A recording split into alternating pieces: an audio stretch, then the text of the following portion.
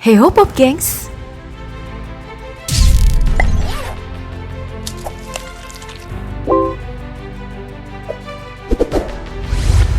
Sejak dirilis 25 Januari 2021 lalu, trailer film Godzilla vs Kong sekejap telah mencuri perhatian para pecinta film.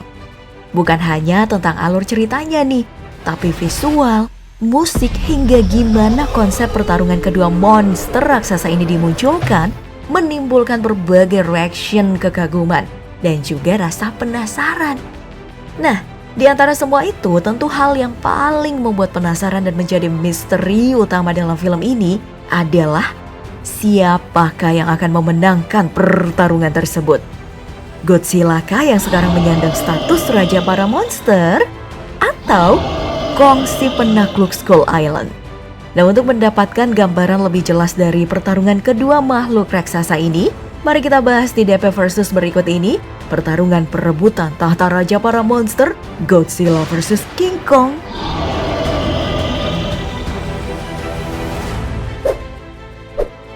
Berbicara tentang pertarungan Godzilla vs Kong, tentu aja kita membicarakan pertarungan makhluk raksasa. Bila merujuk dari film terakhir Godzilla yaitu Godzilla King of Monster, makhluk ini memiliki tinggi mencapai 119 meter. Panjang badan hingga ekornya itu mencapai 180 meter. Dengan bobot 99.634 ton. Hal ini dibuktikan dengan visualisasi pada pertarungannya melawan Ghidorah, di mana badan besar Godzilla ini membuat gedung-gedung pencakar langit Amerika itu terlihat kecil. Nah, sementara si Kong sendiri melalui film terakhirnya di tahun 2017, Skull Island memiliki ukuran yang jauh lebih kecil daripada Godzilla. Ia hanya setinggi 37 meter dan berat 15 ton. Nah, jika dibandingkan dengan Godzilla tadi, tentu ukuran Kong yang ini hanyalah seperti bocah bagi Godzilla yang membuat pertarungannya nggak adil. Nah, makanya pada trailer Godzilla vs Kong ini, para kreator yang menggarap film ini memperlihatkan pertumbuhan signifikan dari Kong yang memiliki tinggi hampir sama Godzilla dan mempertahankan tubuh rampingnya. Jadi berdasarkan itu, dalam Godzilla vs Kong, ukuran Kong ini bakalan mencapai tinggi lebih dari 110 meter dan berat sekitar 50 ton yang membuat ukuran kedua makhluk ini terlihat seimbang.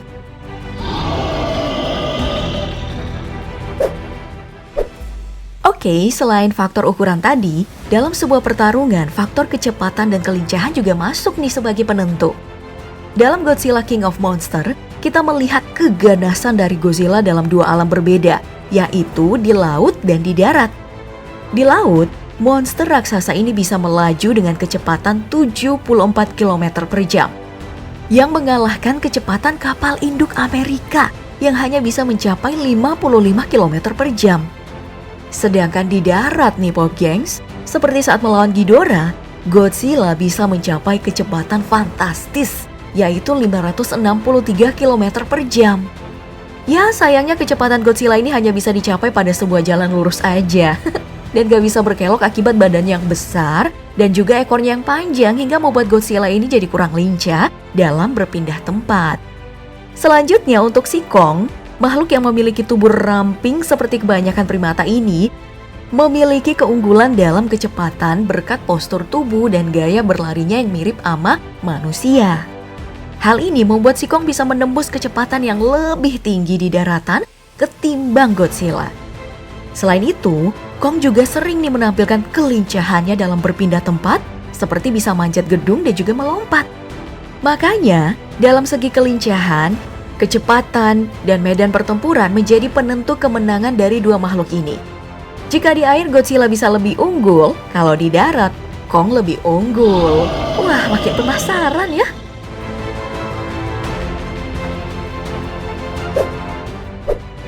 Selanjutnya adalah aspek kecerdasan saat bertarung. Untuk Godzilla, kecerdasannya udah sering disaksikan lewat caranya beradaptasi dalam pertarungan. Contohnya aja pada film 2014, di mana si Godzilla yang kalah dalam segi kelincahan dan juga kecepatan berhasil menggunakan ekornya untuk menangkal serangan dari segala arah yang dilakukan sama Melmuto. Selain itu, pada film Godzilla King of Monster ya, Godzilla juga berhasil nih memancing dan menarik Ghidorah masuk ke dalam air, di mana Godzilla lebih unggul tuh di situ. Sementara kecerdasan Kong ditampilkan berbeda dengan caranya yang mampu menganalisa lingkungan dan juga dengan menggunakan senjata. Hal itu ya Pop Gengs bisa terlihat dalam pertarungannya melawan Skullcrawler, di mana Kong menggunakan rantai dan juga baling-baling kapal sebagai senjata untuk mengalahkan Skullcrawler. Selain itu, hal yang sama juga ditampilkan di dalam trailer Godzilla vs Kong. Saat si Kong menangkis Atomic Breath dari Godzilla menggunakan sebuah alat. Sepertinya menegangkan banget ya Pop Gengs.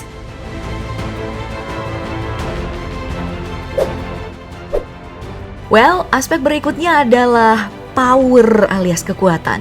Untuk Godzilla, monster ini memiliki dua senjata utama, yaitu rahang dan juga ekornya yang kuat.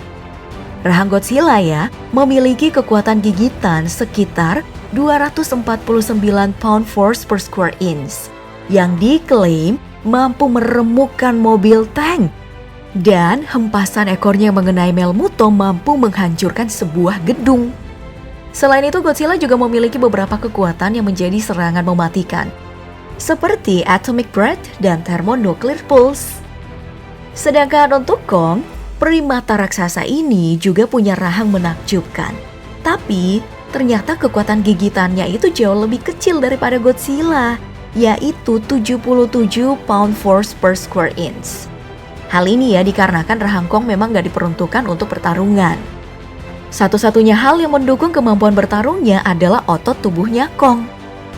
Nah, sebagai karakter yang diceritakan sebagai nenek moyang dari gorila, Kong ini memiliki kemampuan yang sama kuat dengan gorila modern, yaitu mampu mengangkat beban 3 kali lebih berat dari badan mereka sendiri. Jadi ya, jika itu benar, maka Kong akan dengan mudah mengangkat dan membanting Godzilla yang hanya 2 kali lebih besar dari dirinya. Dengan kekuatan ini, Kong juga bisa melempar objek apa aja ke arah Godzilla untuk mendapatkan keuntungan lebih.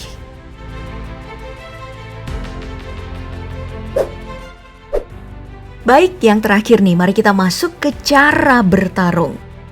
Godzilla yang merupakan raja para monster memiliki gaya bertarung yang diawali dengan mengintimidasi lawan.